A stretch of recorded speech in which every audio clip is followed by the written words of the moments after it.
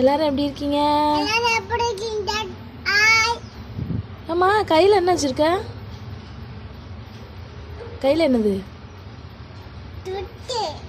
துட்டா? நிறைய இருக்கு போல. சரி, இன்னைக்குள்ள வசனம் பார்க்கலாமா? ஓகே. பண ஆசை எல்லா தீமைக்கும்